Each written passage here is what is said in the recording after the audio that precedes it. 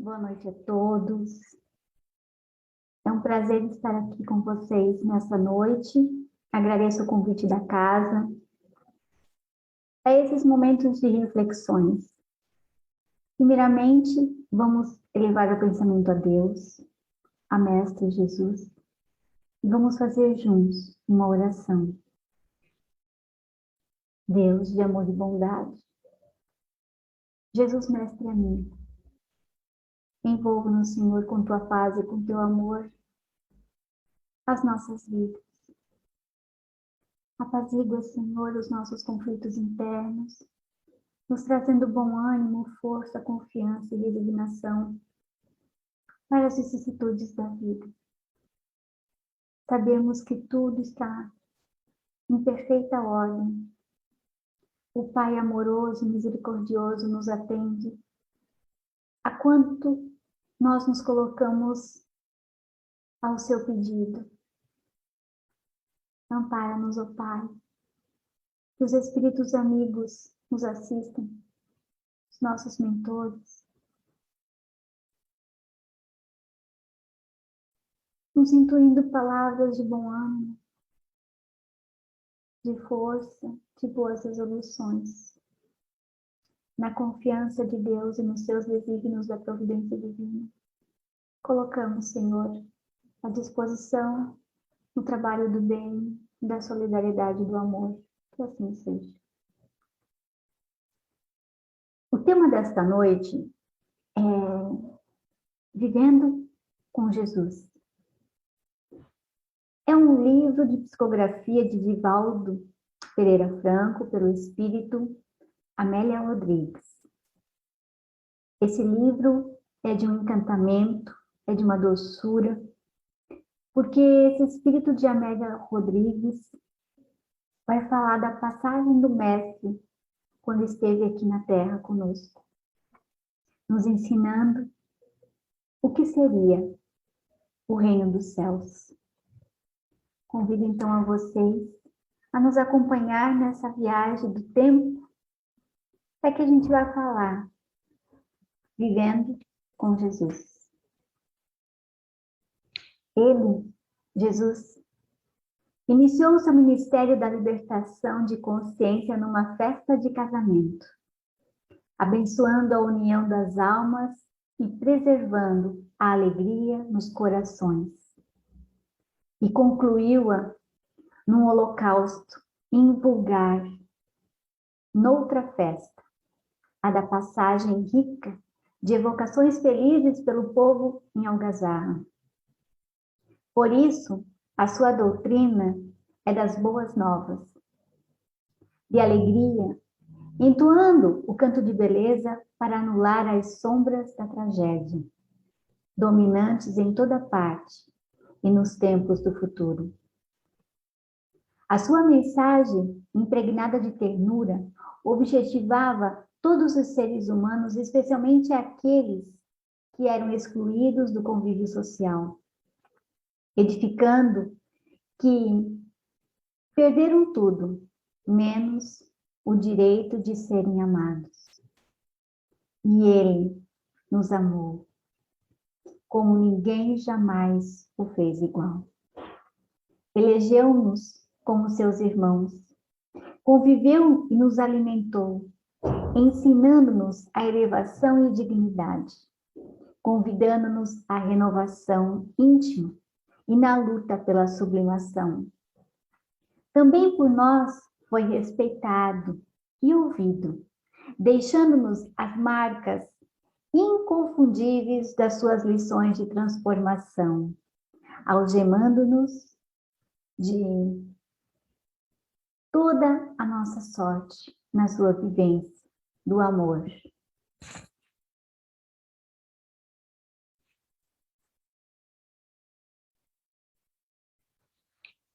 Treva em luz. Naquele tempo, quando ele veio a este mundo para nos ensinar, era um momento de trevas, mas também já era uma preparação para a sua vinda, pois a cultura, a filosofia, os artistas nos convidavam para as reflexões daqueles trabalhos de beleza e de encantamento. Em toda a sua jornada, a semelhança do astro que se arrebenta em luz na imensidão escura da noite, clareou os destinos dos homens, como obreiro infatigável, acendendo lâmpadas de esperança nos corpos alquebrados e nos tecidos gastos das almas pelas contribuições das paixões esmagadoras de todos os tempos. Nunca antes se ouvira algo ou alguém igual que se lhe equiparasse. Dele se irradiava um poderoso magnetismo que envevava, conquistava aqueles que o ouviam. Sua voz era meiga e forte. A treva era poderosa, mas a luz que ora clareava o mundo jamais se apagaria. Era um dia qualquer no calendário da Galileia, porém se tornaria especial e inesquecível. Aqueles homens e mulheres que foram convocados jamais o esqueceriam. Quando escutavam o seu chamado, o seguiram, fascinados e felizes, mesmo sem o conhecerem. Nele havia tanto poder de sedução que nem sequer pensavam em resistir. Não houve tempo mental nem tiroteio. Aquela voz dulcificava-os e o arrebatava-os, e o acompanharam sem saber para qual destino, ou por que assim o faziam. Nunca, porém, iriam arrepender-se. Ele estava reunindo os obreiros da nova era, a fim de que edificasse com ele o reino dos céus. E nós? Se ele tivesse vindo aqui hoje, neste momento, será que nós iríamos atender o seu chamado? Como fizeram aqueles homens simples, trabalhadores, pescadores, que não o conheciam e que se deixaram envolver pelo seu magnetismo. Pedro, no livro Boa Nova, Humberto de Campos vai relatar essa passagem onde Cristo convocava os seus discípulos.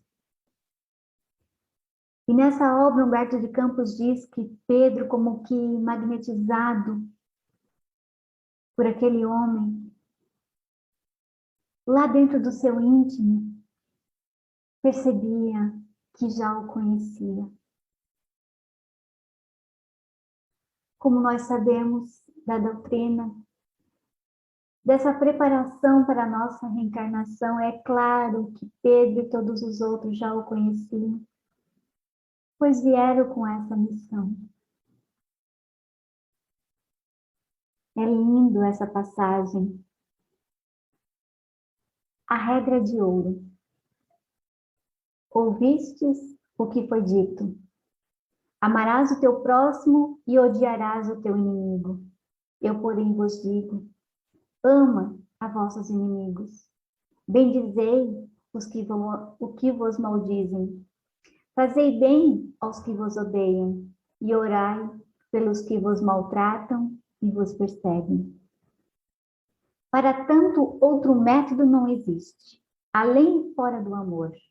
O amor procede do hausto divino, sendo a força dinâmica encarregada de manter a harmonia em toda parte. A antiga recomendação de amar apenas a quem ama tinha um caráter doentio de retribuição, de pagamento, a que não se submete o assentimento afetuoso. Pois se amarmos ao que nos ama, que recompensa teremos? Por isso, odiar o inimigo, por que odiar o inimigo, se ele perdeu o endereço de si? Sendo necessitado alguém que está enfermo da alma. Quando se odeia a quem odeia, ambos encontram-se no abismo do desequilíbrio emocional.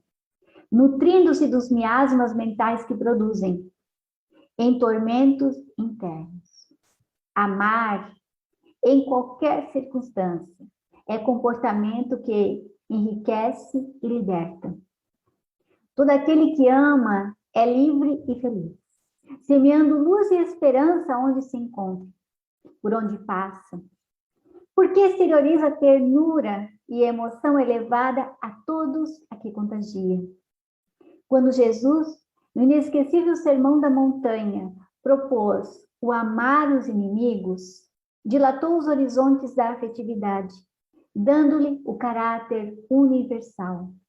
Jesus propôs amar os inimigos, fazer todo o bem que esteja ao nosso alcance, e revolucionou o pensamento dos tempos futuros.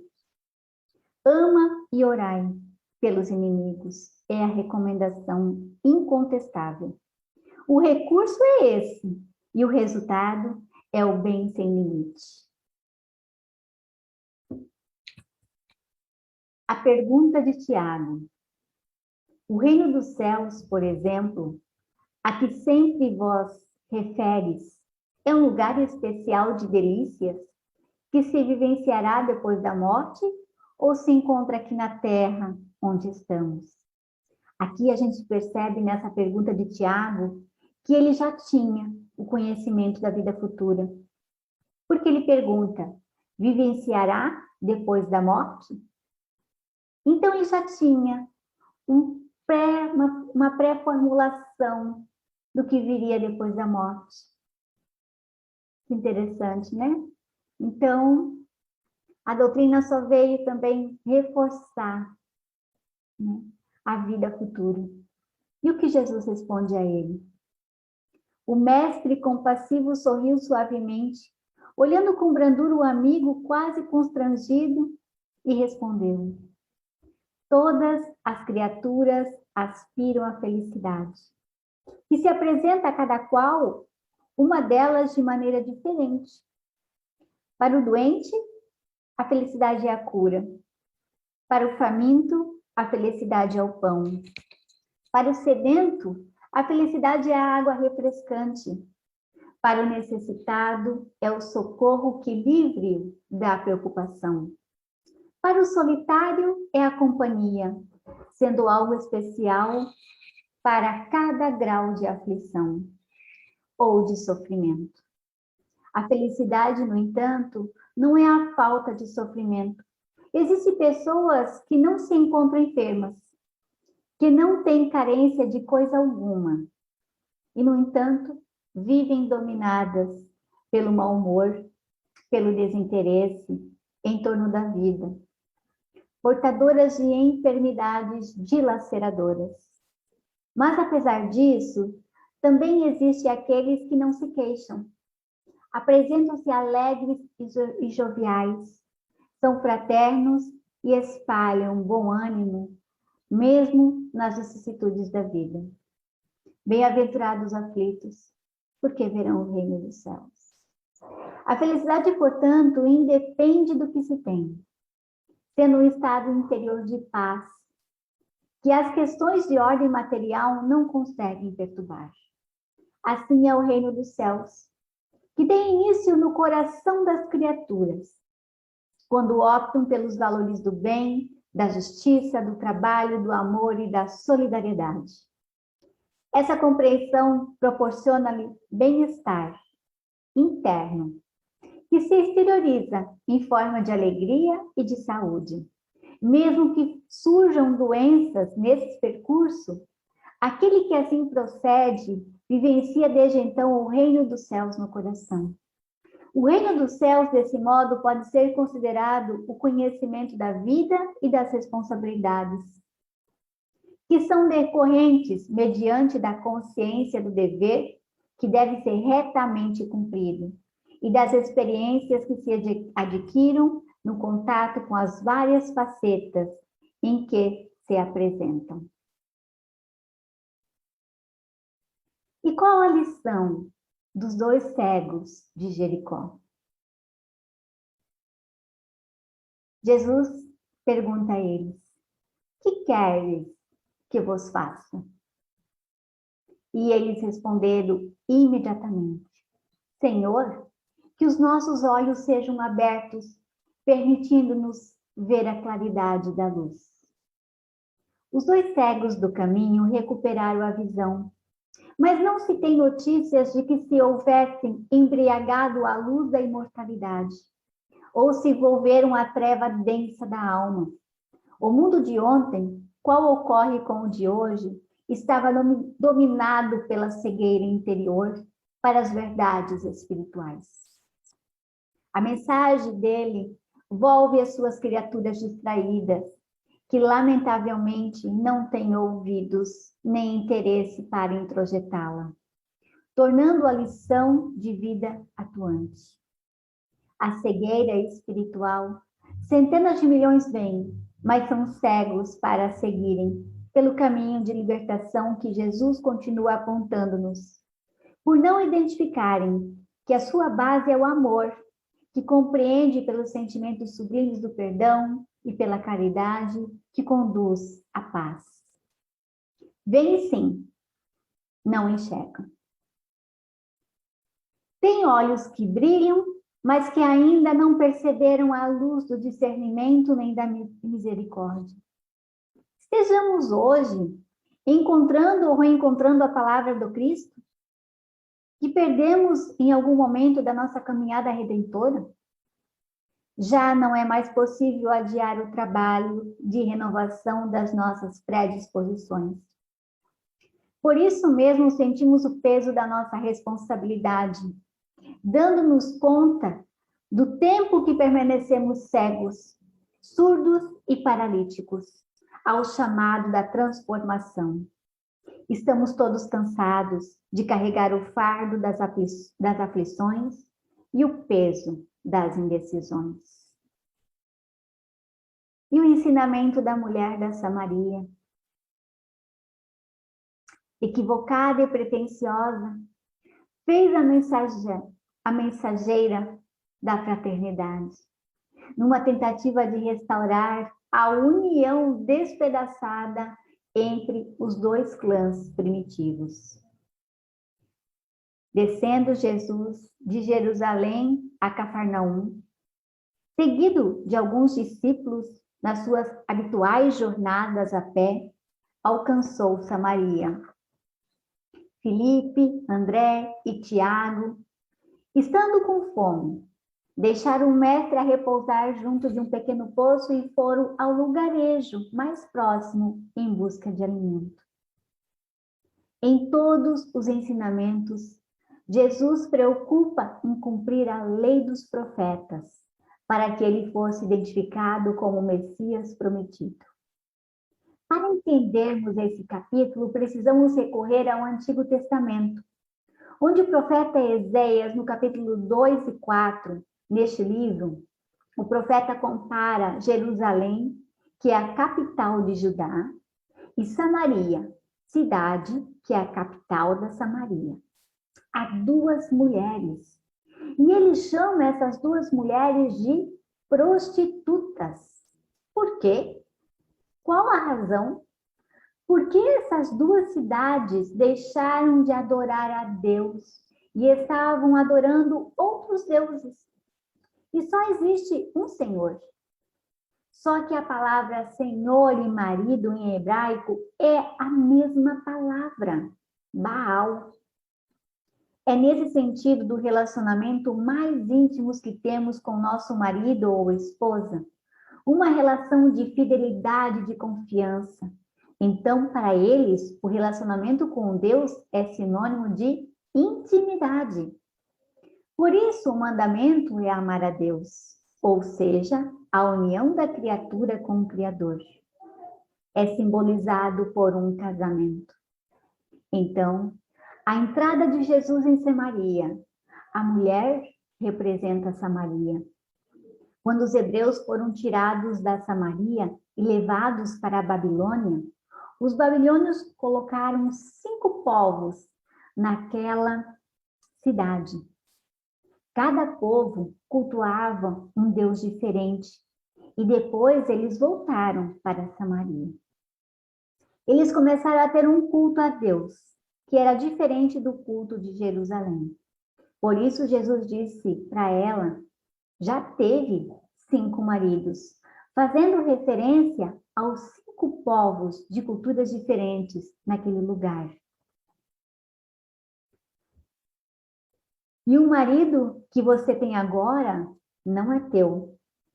Como Jesus disse, a forma como vocês estão adorando a Deus não é correta. E quem é o 6º marido? Jesus é o casamento da Samaria com o Evangelho. Jesus é o 6º marido. Por isso que ele faz referência a ela que o marido que ela tem agora não é dela. Porque ele ainda estava construindo o seu Evangelho. E ele ainda não era reconhecido. Mas a partir daquele momento, desse encontro junto dessa mulher a este povo, ele começaria a se tornar esse casamento, essa confiança, essa intimidade com o Evangelho. Porque todos aqueles que tiveram a oportunidade de receber o seu ensino, nunca mais foram os mesmos. Mas voltando aqui para nossa narração. Por isso ele se encontra com ela no poço e fala sobre os maridos. E daí ela fala, mas quando o Messias chegar, ele vai explicar tudo. Olha só, ele ali explicando para ela. Eu sou o Messias, disse ele. E ela fala, lá em Judá, eles falam que Deus tem que ser adorado no Monte Sião. Aqui, eles falam que Deus tem que ser adorado no Monte Gerizim. Aí Jesus fala para ela assim, haverá um tempo em que Deus não será adorado nem nesse Monte Gerizim e nem no Monte Sião, mas em espírito e verdade. Porque a fé move montanhas. E quem tem fé, onde você está é a montanha. O que Jesus veio implantar é o reino de Deus nos corações dos homens. Veio uma mulher de Samaria tirar água. Disse-lhe, dai-me de beber. João, capítulo 4, versículo 3 a 7. Então, replicou Jesus, todo o que beber dessa água tornará a ter sede. São as coisas materiais que damos maior importância do que para as coisas espirituais.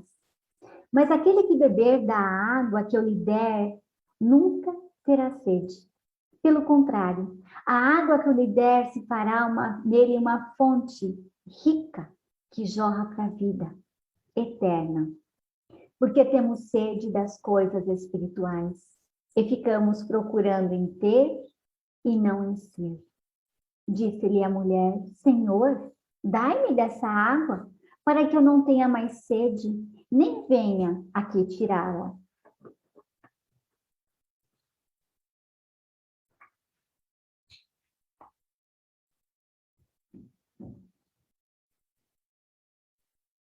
E a lição de Maria de Magdala, profundamente perturbada, vivendo em conúbio com espíritos obsessores, ele ofereceu as mãos gentios e transformou-a no exemplo edificante de propagadora das suas palavras, tornando-a a primeira pessoa a vê-lo redivivo além da morte. Quando Jesus encontra Maria de Magdala, enovelada nas questões da sensualidade e da sexualidade, portanto desorientada na questão do amor, que se perdeu nas estradas da sensualidade por via de consequência, o que aconteceu quando você se desorienta nesse setor da sexualidade? O que acontece? Você atrai entidades que se alimentam dessa energia e, portanto, ela estava obsidiada por mais de 7 espíritos, vampirizando as suas forças sexuais. E qual é a cura? Tirar os obsessores? Se retira 7 e vem 14. Condená-la? Estabelecer regras? Isso resolve? Proibir? Você vai proibir um rio de correr? Porque a energia sexual é um rio, é uma cachoeira. Não. Então, o que o Cristo fez é reorientar. E como ele fez isso? Ele disse assim para ela: o que você sente é amor. Você tem fome de amor. Mas Maria, mais do que fome de amor, você tem fome de amar. Então ame Maria, mas ame muito. Porém, vou colocar um novo roteiro. Você procura um prazer mais duradouro e mais intenso. Ame Maria, os deserdados do mundo. Receba eles como se fossem teus filhos. Ama e ama muito. Redirecionou, reorientou, reposicionou, voltou para a rota. A partir desse momento, a cura é questão de tempo, é uma consequência natural. A cura vem naturalmente e ela aconteceu. Maria de Magdala não só se curou, ela se redimiu, que é um pouco mais. Ela não só se curou, como ela deu um salto na sua evolução espiritual. Jesus tirou alguma coisa dela? Não. Condenou? Não. Ele só redirecionou. Aquela mulher recuperada pelo amor, no entanto, seguiu por onde quer que ele fosse, alimentando a alma com seu verbo de paz, transformando-se para sempre. E tanto é, naquele tempo como o de hoje, há tanto preconceito em relação à sexualidade, vendo como algo sujo, proibido.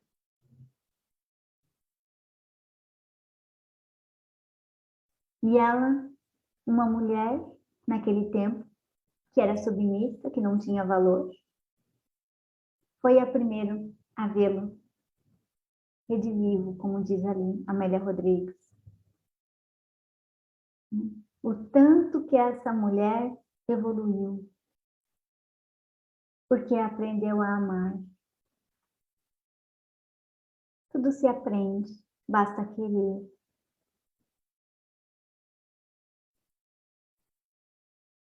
E a lição de Joana de Cusa, nossa querida Joana de Ângeles, uma dama rica.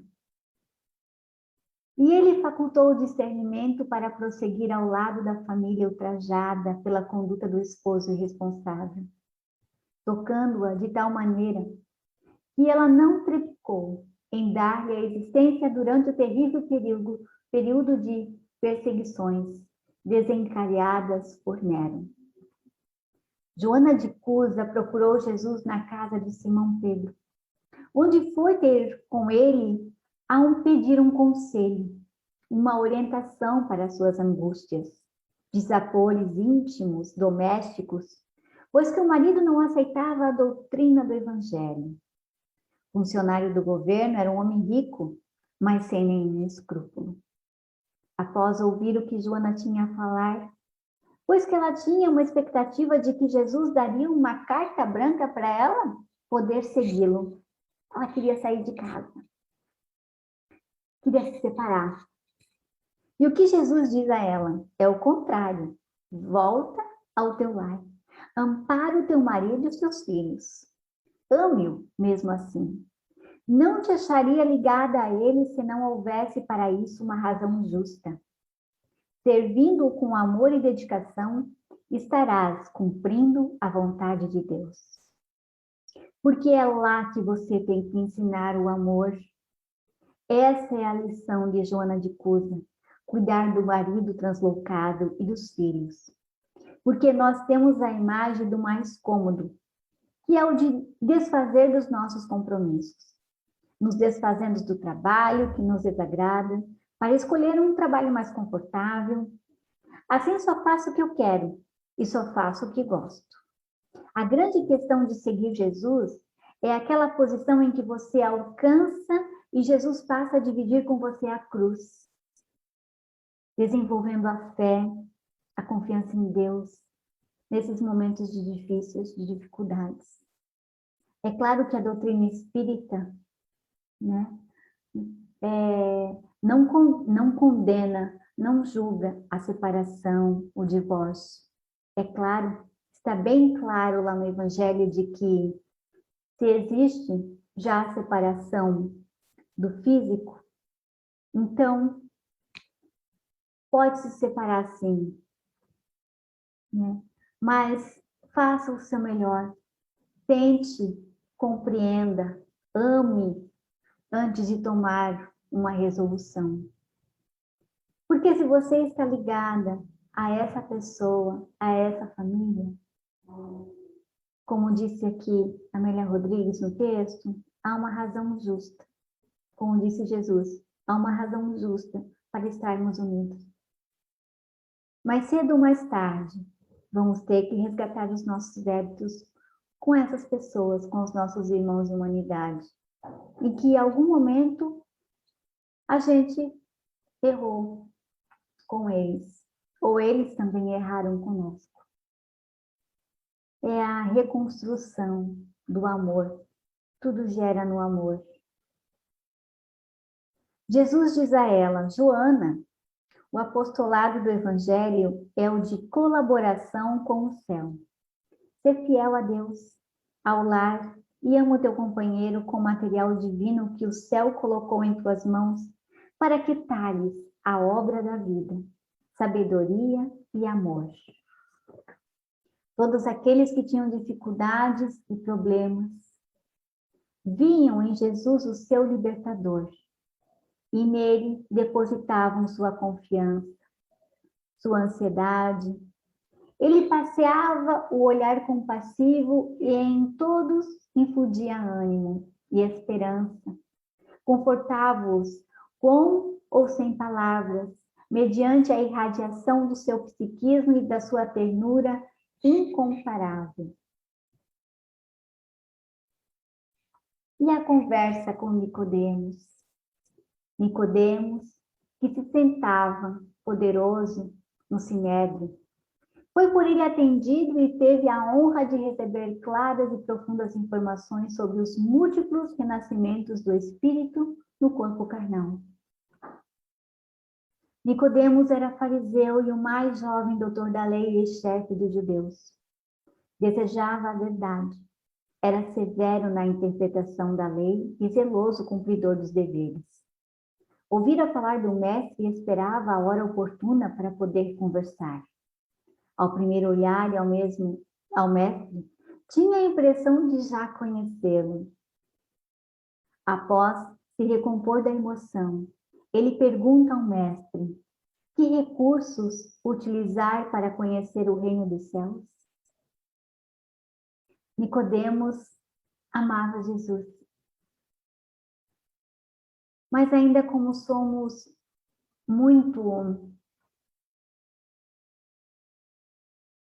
muito envelados, né? Pelo que os outros pensam, pelos que os outros dizem ao nosso respeito.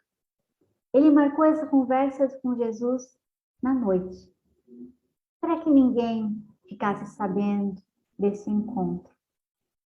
Mas ele compreendia muito bem o ensino de Jesus. Ele aceitava e via aquela verdade nos seus ensinos. Mas como homem do mundo ainda não estava preparado para ir em desacordo, ao desencontro com a cultura e com o julgamento dos outros, com as críticas. Era um sábio, estudioso. E não é à toa que Jesus vai falar sobre esse tema com Nicodemos, porque ele também estudava a doutrina dos Vedas, do hinduísmo, que fala sobre a reencarnação. Então ele já tinha uma predisposição para esse assunto. Convido a todos a ler esse livro, que essa história de Nicodemos é muito linda. Aqui só foi colocada algumas partes, mas é maravilhoso esse ensino. continuando aqui. Na verdade te digo que aquele que não nascer de novo não pode ver o reino dos céus. Nicodemos ficou pensativo sobre aquela resposta que mais lhe parecia uma incógnita. Jesus continua como um monólogo. O espírito é imperecível e na sua jornada infinita estaciona para refletir e começar para ascender. Os compromissos serão regularizados ou complicados. Hoje, amanhã serão ressarcidos. Lei de ação e reação. Jesus fala desta lei, das provas e expiações a que todos nós estamos impostos. Porque a reencarnação é uma imposição de Deus, para que possamos ascender, alcançar na escala da evolução. Por isso, Allan Kardec fala, nascer, morrer e renascer. Tal é a lei. A lição de Nicodemos estava dada. A lei da reencarnação estava proclamada para sempre. E Amélia Rodrigues diz que, após essa conversa, Nicodemos foi para sua casa pensativo, numa noite de lua alta e de estrelas pensativos, nesse ensinamento de que a lei da reencarnação, a lei da ação e reação. E ele já com aqueles conteúdos que já estava trazendo dentro de si, fazendo toda uma lógica dessa verdade.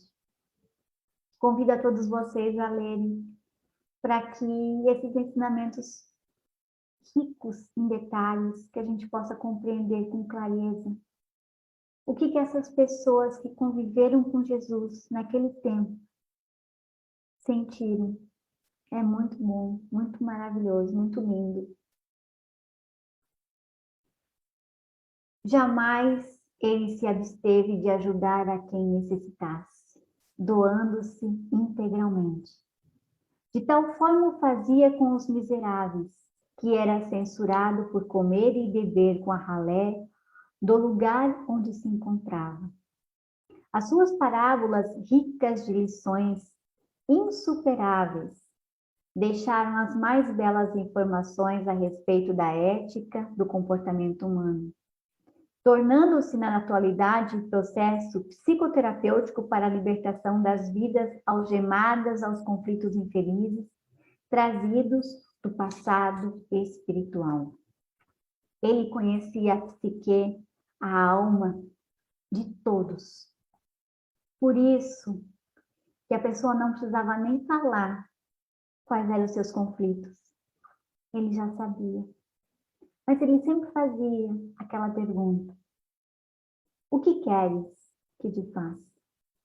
Porque a gente precisa ter vontade de fazer essa mudança.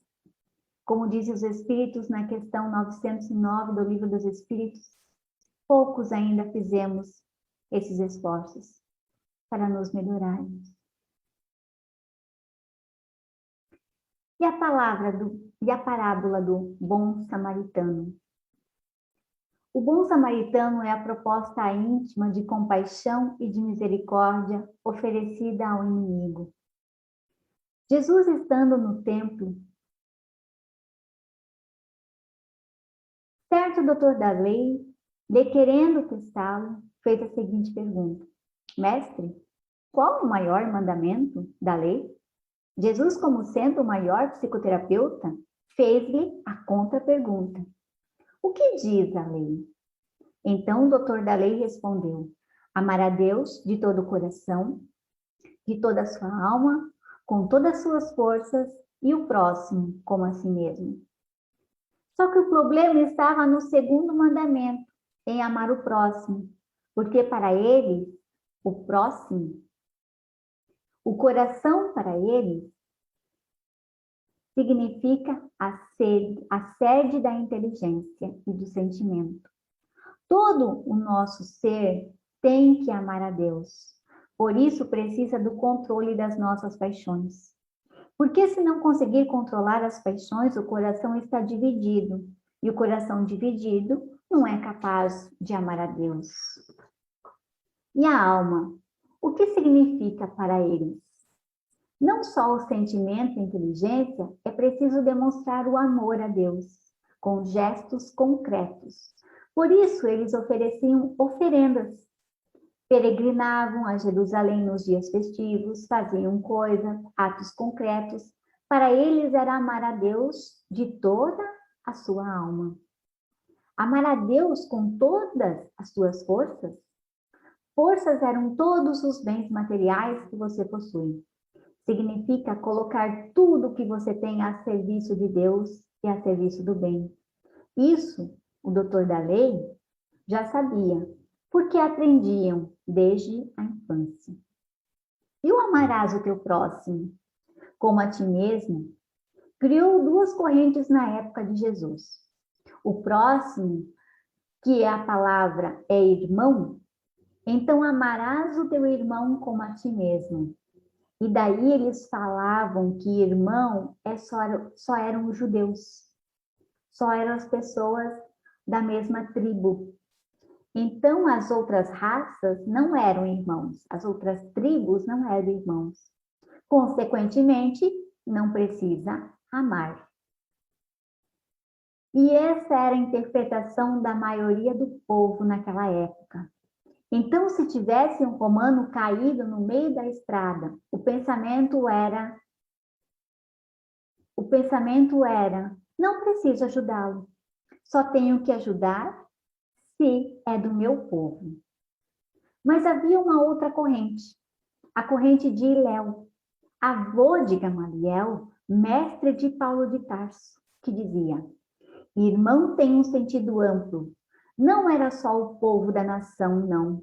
E tinha todo o embasamento teórico para essa afirmação.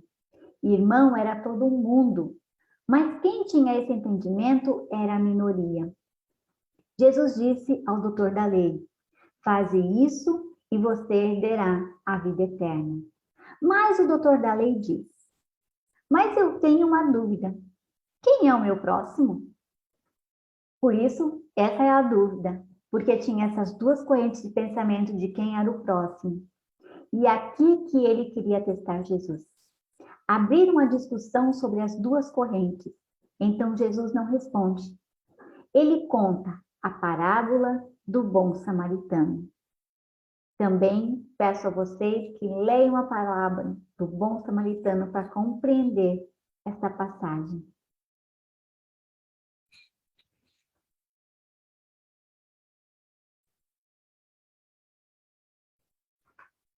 E a parábola do filho pródigo? O filho pródigo é um ensinamento superior sobre o arrependimento, com a reabilitação de que todos necessitam. Jesus chega a um lugar e fazem um almoço. Jesus chama publicanos e pecadores para comer com ele. E os fariseus que estavam assistindo dizem que é um mestre comendo com pessoas impuras? Jesus então conta essa parábola. Ele descreve duas atitudes. Os publicanos e pecadores representam o filho pródigo. Os fariseus e os escribas, o filho mais velho, o egoísta. São dois tipos de atitudes que nós podemos ter para com Deus. A parábola do filho pródigo de Lucas, capítulo 15, versículo 11, envolve uma família tradicional judaica daquela época. Não poderia dividir a herança antes do falecimento do pai. Isso era um erro muito grave. É como se desejasse a morte do pai. Perderia a parte dele na herança. Mas o pai da parábola reparte a herança e entrega ao filho mais novo. Ele gasta toda a sua parte. Aqui começa o sofrimento do jovem e consegue um emprego de cuidar de porcos. Começa a sua expiação. Porque cuidar de porco era considerado humilhante e comia a comida dos porcos. O jovem atingiu o fundo do poço. É nessa fase ele cai em si, lembra dos trabalhadores do pai que tinha comida e então vai ao pai e pede um emprego para este. O pai vê de longe e sai correndo a encontrá-lo. O pai o abraça e beija repetidamente no rosto. O beijo naquela época, naquela cultura, é sinal de reconciliação. Eu te perdoo. A compaixão é o atributo divino que mais nos atinge em qualquer estágio evolutivo. Reflete a misericórdia divina. O texto destaca a figura de um pai amoroso que atende com amor e misericórdia às diferentes necessidades evolutivas dos seus filhos, representando por dois irmãos, o pródigo, o esbanjador, o outro egoísta, a avareza. São as duas extremidades que fecham o círculo da incompreensão humana. A parábola reflete igualmente a utilização do livre-arbítrio, a manifestação da lei de causa e efeito e os fundamentos do processo de evolução do espírito. A simples leitura da parábola, percebemos que aquele pai é Deus. Seus dois filhos representam os homens. O filho mais velho tinha o dever de conciliar com o irmão, porque, afinal de contas, ele iria tirar vantagens. O filho mais velho se recusa a entrar na casa, e o pai sai de dentro da casa para falar com o filho. Tenho te servido há tantos anos e você nunca matou um cabrito para festejar com os meus amigos. Na verdade, a vontade do filho mais velho era ter feito o que fez o irmão mais novo. Ele é egoísta, covarde. Na verdade, ele nunca esteve naquela casa. Ele só não teve coragem de fazer o que o irmão fez. O pai fala: filho, tudo que é meu te pertence. Mas era justo que nos alegramos com a vinda do teu irmão, porque ele estava morto e agora vive. Estava perdido e agora foi reencontrado. Deus nos busca constantemente, sempre.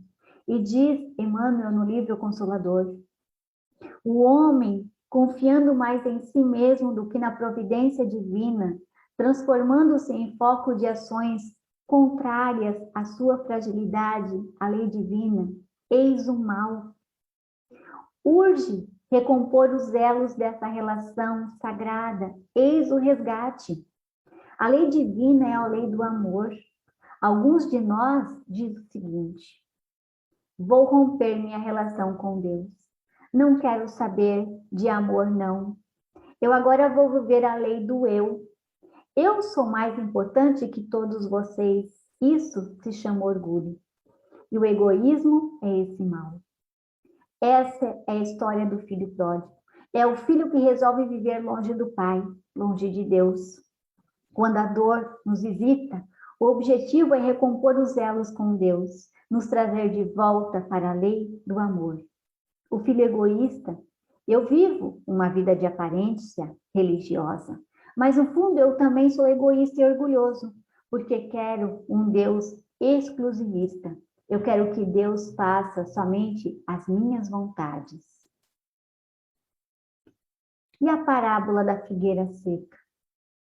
A figueira que secou permanece na condição de convite vibrante à produtividade e ao bem. Na entrada triunfal de Jesus em Jerusalém, no domingo de Ramos, no mês de abril, tem as bebeiras, ou premissas do figo. Não tem folhas. Daí a figueira dá as folhas e só frutifica em junho.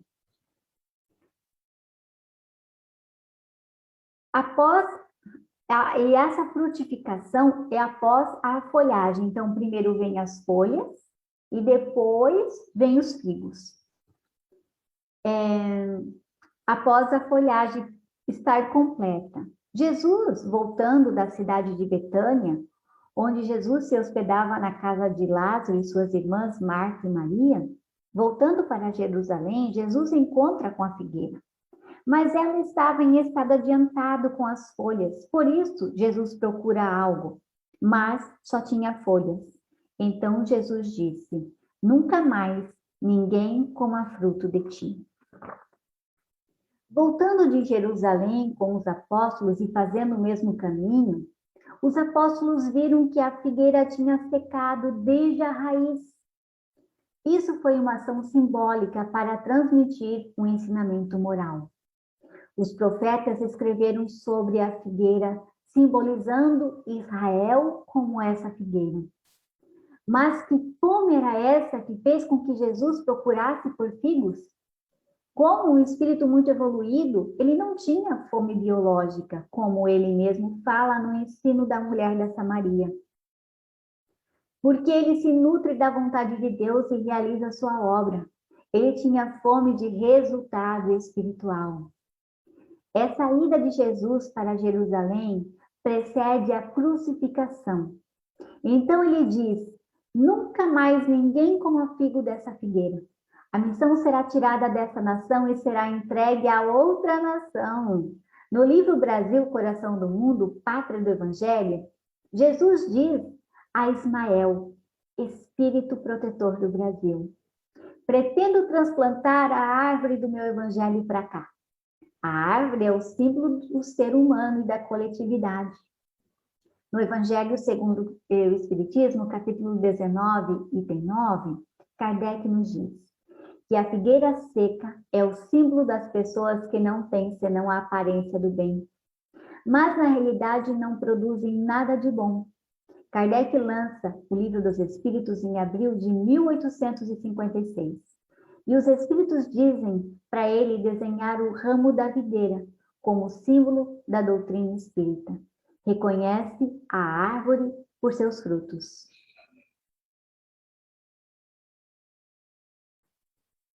Zaqueu comungou com a família de Zaqueu, o publicano detestado que nunca mais o esqueceu. Zaqueu, da cidade de Jericó, era um homem de posses materiais, trabalhava na coletoria de impostos, era odiado por muitos. Zaqueu ouviu a falar de Jesus. As noites que chegavam ele pareciam notas de amor. Também ele tinha sede de amor. Ele sempre que podia ajudava os menos afortunados. Como ele era um homem de baixa estatura e o povo que seguia Jesus eram muitos, então ele teve a ideia de subir em uma árvore para vê-lo passar. Jesus chegou perto da árvore e disse: Zaqueu, desça depressa, porque hoje me convém pernoitar em tua casa. Zaqueu nem acreditava de tanta felicidade. Toda a família se regozijou com aquele momento. E movido por essa emoção, Zaqueu disse que daria aos pobres metade de tudo o que possuía. E se tivesse causado mal a alguém, restituiria quadriplicado. Jesus sorriu e disse: hoje veio a salvação para a tua casa. Zaqueu se tornou um homem humilde. Quando lhe chegou a velhice e se desincumbiu dos deveres familiares, entregou-lhe, tornando-se testemunho dele e narrando a posterioridade a felicidade que lhe concedia ao tê-lo no lar. E que após a crucificação foi procurar Pedro e se tornou dirigente de uma igreja cristã nas terras de Cesareia. E a cura do leproso. Demonstrou a Simão, o leproso, o que realmente é dignidade e o que são aparências enganosas.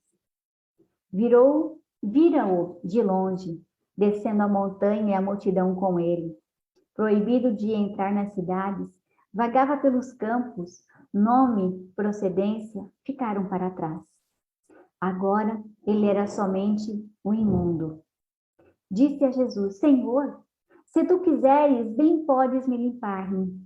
Então, se tu crer, nesse momento, experimentava uma sensação de uma transformação violenta. O corpo era novamente limpo. Então o mestre lhe disse: não digas a ninguém, vai mostrar para o sacerdote. Na noite, quando Jesus e os apóstolos estavam sós para repousarem, Pedro pergunta a André: seria justo a recomendação do silêncio? Não falar nada? Não seria necessário que todos identificassem os sinais da mensagem da vida, para eles saberem que o reino de Deus está próximo? Jesus, na sua tranquilidade, responde: o reino dos céus não se fará notado pelas atrações externas. Nesse momento, ele está mostrando o corpo perfeito e fala sobre aquele a quem desconhece com alegria e leviandade. A cura mais importante não a experimentou. Olha só o que ele fala. A cura mais importante ele não experimentou. E aquela que não se restringe à forma, e sim ao espírito.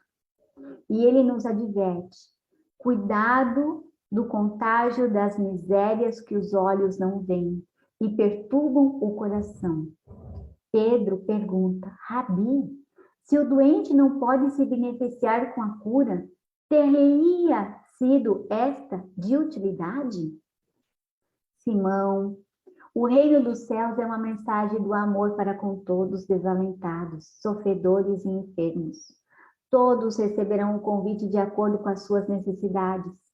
Por isso, fazer o bem sempre que possamos, mesmo que não sejamos reconhecidos e recebermos a ingratidão. Cada coração é responsável pelas sementes que recolhe.